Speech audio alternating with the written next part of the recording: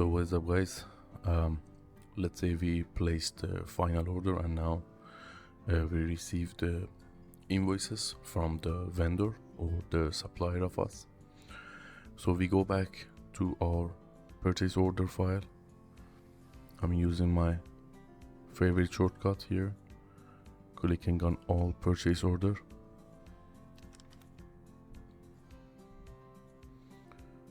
So in here, as you can see, I have my name filtered.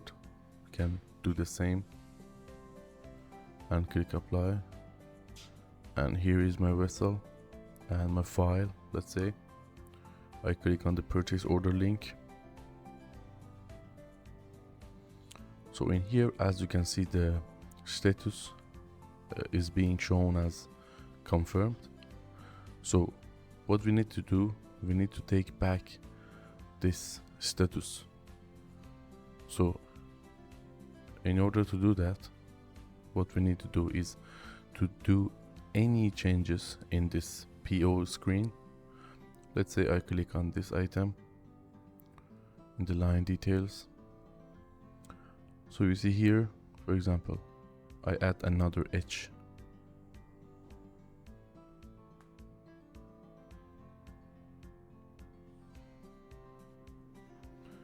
And by clicking on save,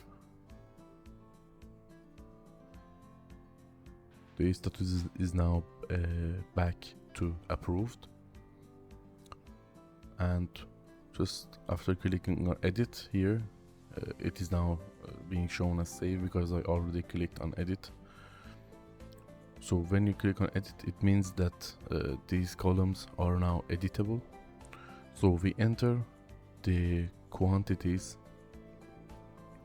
Let me collapse this one, that we don't need it.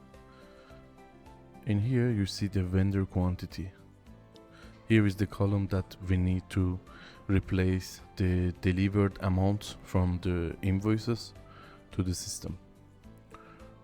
Let's say for the beef liver we received 32 kilograms. For the milk long life we received 160 liters. And let's say for rice basmati we received 55 kilograms, and the rest are going to remain the same. So after clicking on save,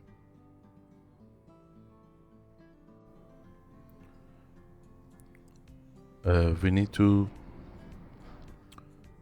take back the approved status here to confirm again. So as you can remember in the previous video, in the episode 3, in here by clicking on purchase, we have the generate tab here, and by clicking on confirmation we change the status to confirmed here by sending an email, and the email is the final order email. So for now, considering that we already sent the final order and we already placed the order, so we just need to click on this one under the action in order to change the status, but without sending any emails to the supplier or the vendor.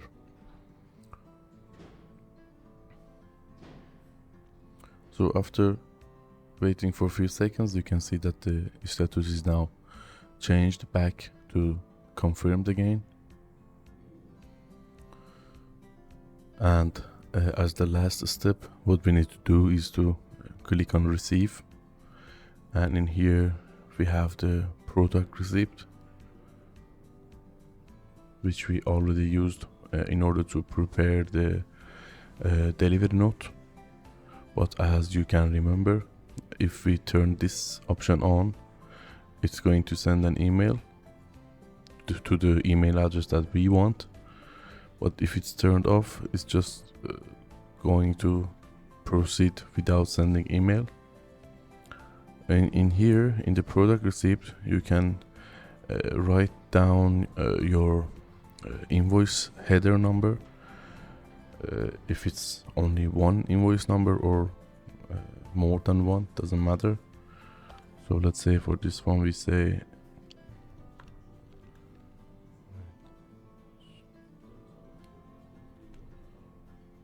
it's just one of the invoice numbers from the invoice that you receive from the vendor, and then you click OK.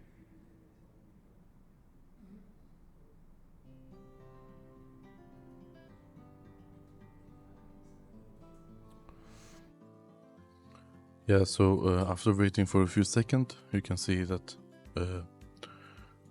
the product receipt part is also done.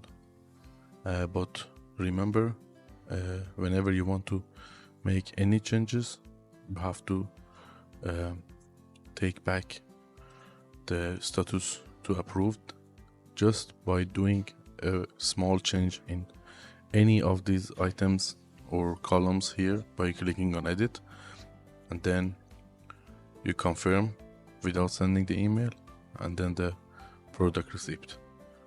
So this is the operation that you need to do every time if you want to make any changes in the delivered quantities.